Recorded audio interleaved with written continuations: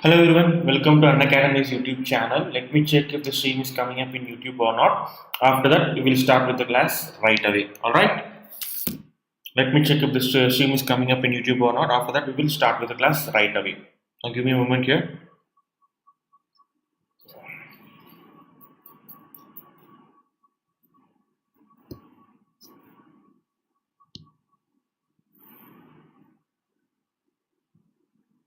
Okay, so we will start with the class right now. Everyone, the stream is coming up in YouTube right now. See here, everyone. See, in today's class, it will be a continuation about political ideologies. Today's class will be about a continuation about political ideologies.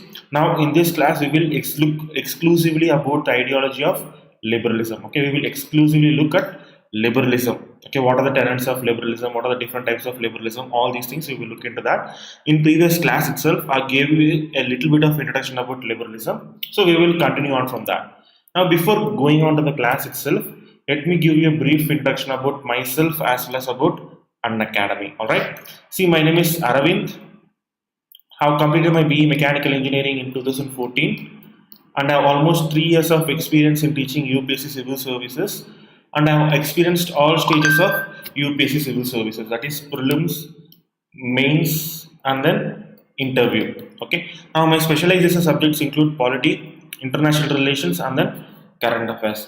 Now this is my Telegram link. Okay. If you wish to know more about the schedule of my classes, or if you want to join my classes, please refer to this Telegram link where you can join my Telegram group. Here I will regularly update the schedule of my classes, or if you have any doubts regarding my classes, you can ask your doubts here. Alright. Now, what will you get by subscribing to Unacademy? See, by subscribing to Unacademy, one, you will get access to daily live classes. Now, in these daily live classes, you get to watch your live classes, you get to rewatch your live classes, and then if you have any doubts, you can ask your doubts then and there itself. Okay. Now, this rewatchability feature is very, very important. Why? Because with Unacademy, you can rewatch your old classes, but with additional offline institutions, you cannot rewatch your old classes. That's another advantage with Unacademy. And then with Unacademy, we conduct live tests as well as quizzes, and then all courses will be of structured nature, and then you will get unlimited access to courses concerned with the examination that you are subscribing for. And then to avail all these benefits, I suggest you guys download this Unacademy learning app. Here you can keep track of your learning goals. If a favorite teacher is about to take a class, you will get notifications. So all these benefits will be availed by you by downloading Unacademy learning app. Now Unacademy as a platform has around 100 plus top educators. Now these 100 plus top educators, these are very, very important, so that students can get access to vast number of educators. So if you're not satisfied with one educator, you can immediately switch over to another educator. So Unacademy serves as a platform where these top educators like Sudarshan Gujjar, Murnal Patel, all these educators, they get to share their knowledge with students who hail from all over India. Okay. Now these are the amounts charged by Unacademy for plus subscription. Okay, so this is very, very less. The amount charged by Unacademy for plus subscription is very, very less. On top of that, if you're using my code Aravind V, you will get 10% as offer. Okay, so instead of paying 49,500 rupees for 1 year platform, you'll be paying only 44,550 rupees. Alright. Now, even with the iconic platform where you will get access to personal coach, daily mains question and answer practice, study planner, personalized feedback, even here, if you're using my code Aravind V, you will get 10% as offer. Alright. Now, with Unacademy, recently as they have introduced optional courses as well, they have introduced optional courses. Okay. Now, if you're subscribing to GS course until October 31st, you will get automatically enrolled towards optional courses as well. There is no need for you to pay extra for optional courses, but after October 31st, you will have to pay for your optional courses as extra. Okay. Now the Unacademy has recently launched around 18 plus optional courses. Okay, so please join Unacademy before October 31st so that you can get this benefit at free of cost. Now even with the optional platform, if you're using my code Aravind V, you will get 10% as offer. Okay. Now please people, if you are satisfied with the class, please do subscribe to this class, and then please don't forget to use my code Aravind V in case you are planning to subscribe for any type of subscription platform under Unacademy. Okay. So let's move on to today's class. Let's go on to today's class.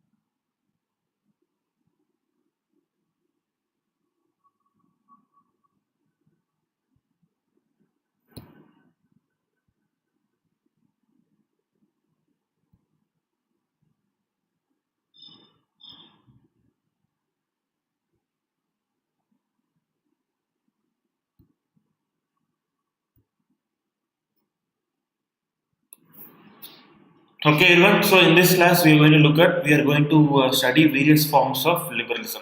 So in the previous class, I gave you an introduction about ideology. Okay, the previous class, give me a moment here. I gave you an introduction about ideology. What is ideology? What are the different definitions to ideology? Okay, ideology will. What are the uses of ideology? All these things I gave in my previous class, and I also gave a certain introduction to liberalism, and also we discussed certain core tenets of liberalism, how liberalism came into being, and we also discussed some core tenets of liberalism. Now, in this class, we will attempt to classify liberalism. We will discuss two broad types of liberalism. One is classical liberalism, and another one is modern liberalism. So, first, we will discuss classical liberalism.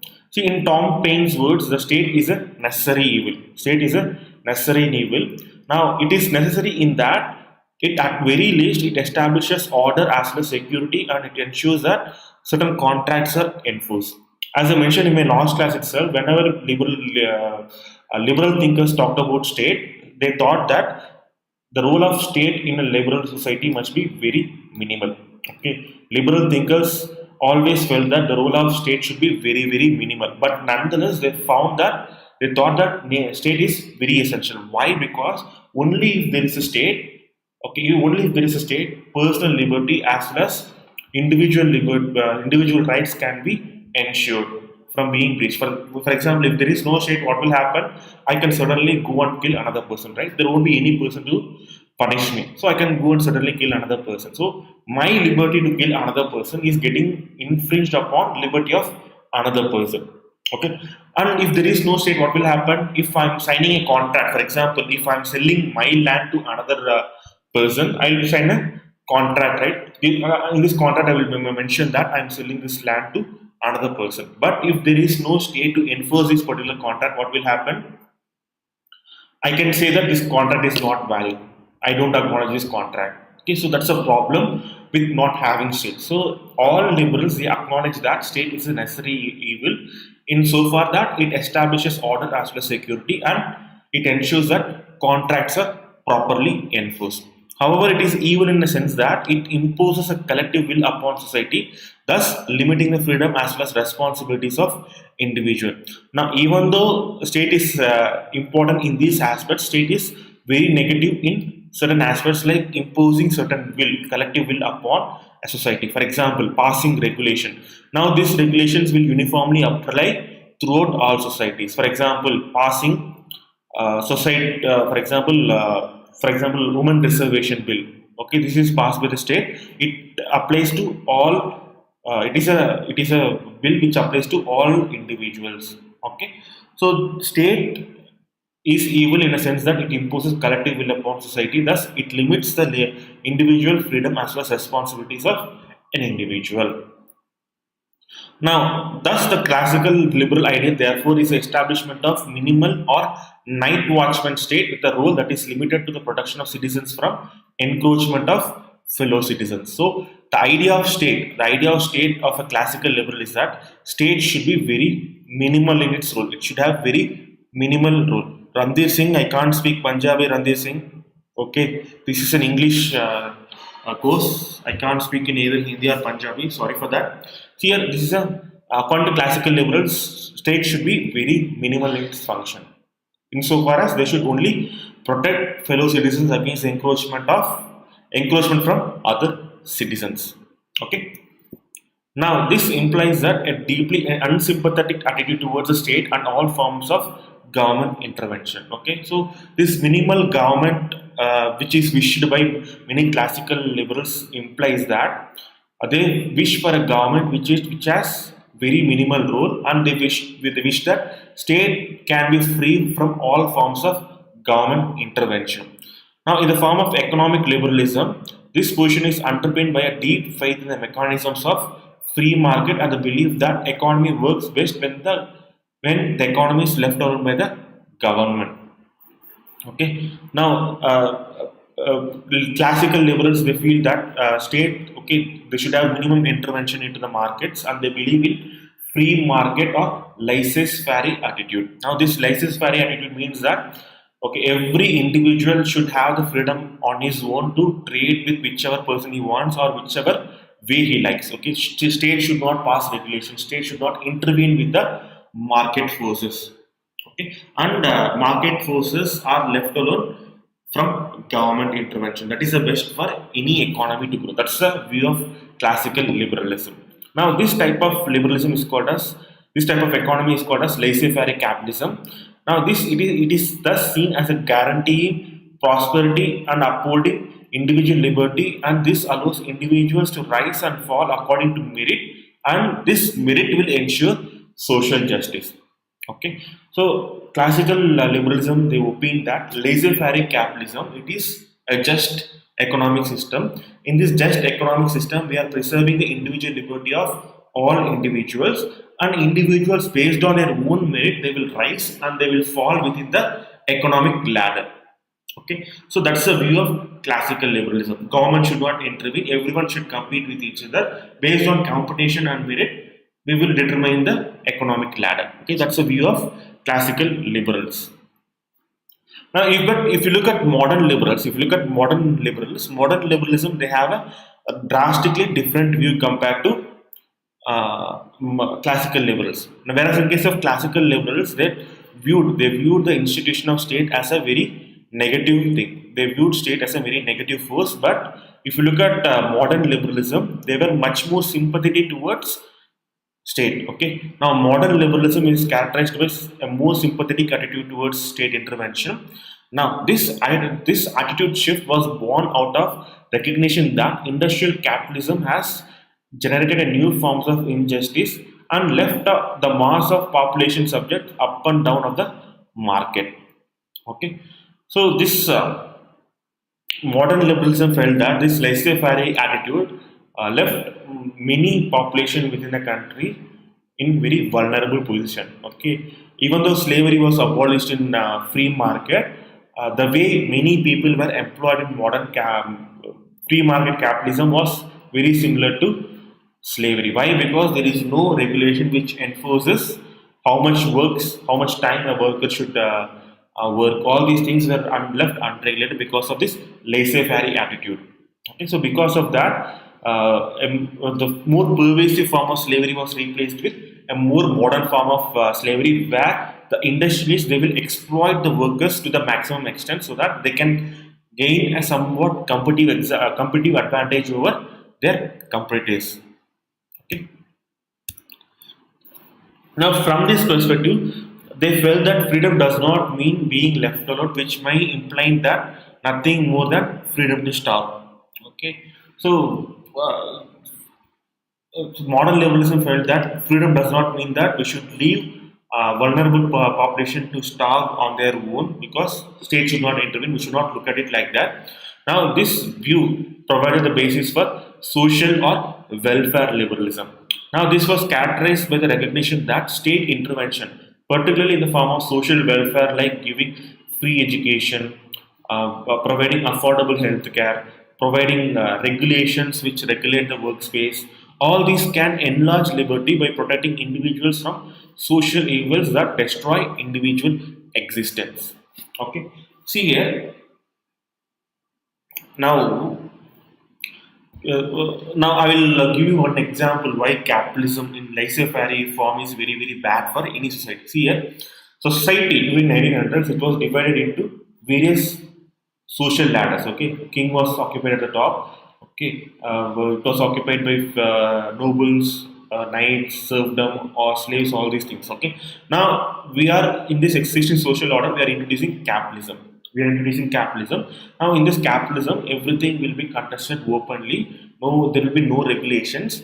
But the classical liberals felt that this open competition will provide enough social mobility that the bottom people can move up to top position. But the problem is that the top people they already had so much amount of power that they can ensure that this bottom people can be exploited to the maximum extent. Okay, this even though open market is there, because of the vast inequality that was already existing in the society, this inequality compounded to the maximum extent.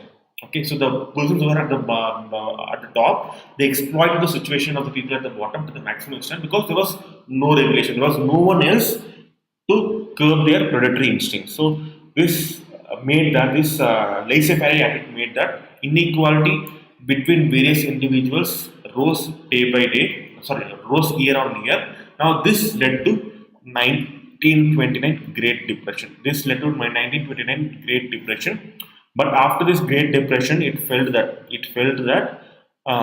but laissez-faire attitude towards capitalism is not enough. Okay, it is a recipe for disaster.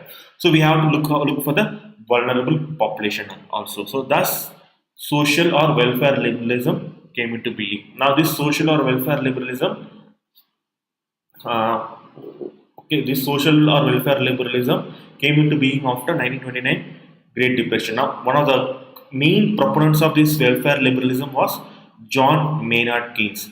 Now, in the same way, modern liberals abandoned their belief in laissez-faire capitalism, they mainly as a result of John Maynard Keynes' insight that growth and prosperity could be maintained only through a system of regulated capitalism with key economic responsibilities placed in the hands of states. Only with the state intervention as well as regulation. See here, in capitalism, okay, in capitalism, doesn't matter which era you're talking about. The one important thing about capitalism is consumption. Only when the consumption is high, the economy will grow. If the consumption is low, what will happen? The economy won't grow. Okay, you must have learned in your economics class, right? Circular flow of money. Which will accelerate circular flow of money? Increased consumption. That is, increased money in the economy will only increase the speed of circular flow of money. Okay, this will in turn increase economic development of a particular country. Okay, but if common people are becoming impoverished day by day, the consumption will not increase. Okay, even though we have laissez-faire capitalism, the common people, if their consumption patterns are decreasing, economy will not grow. Okay, so we need to take care of these common individuals so that they can become productive economic actors in an economy, so that they can consume more and more by getting more salary. Okay, so how can they get more salary? By state intervention, by providing social welfare, by providing necessary education. Okay, so this is how welfare liberalism operated. Now, one of the most prominent proponents of welfare liberalism is John Maynard Keynes. Okay. Nevertheless, modern liberal support for collective provision and government intervention have always been conditional. Okay, so even though they were in favor of state intervention, they felt that state intervention should always come with certain conditions. Now, their concern has been problems of the weak and vulnerable, those who are literally not able to help themselves. Their goal is to raise individuals to the point where they are able to once again to take up responsibility for their own circumstances. So the goal of welfare liberalism is that they will raise the economic capacity of every individual to a certain level where they can compete on an equal level. Okay, so the goal of modern liberalism is to raise the economic capacity of each individual to a certain level where everyone can compete equally. Now the next one is conservatism. Now, okay. Next topic, next ideology is conservatism. Now this next ideology we will discuss in the next class video. Okay. This next ideology we will discuss in the next class. Okay. So far we have discussed liberalism. Okay. So far we have discussed liberalism. Okay. Now conservatism we will discuss in the next class. So if you have any doubts so far, please ask your doubts. Please ask your doubts, or else I'm going to end this class.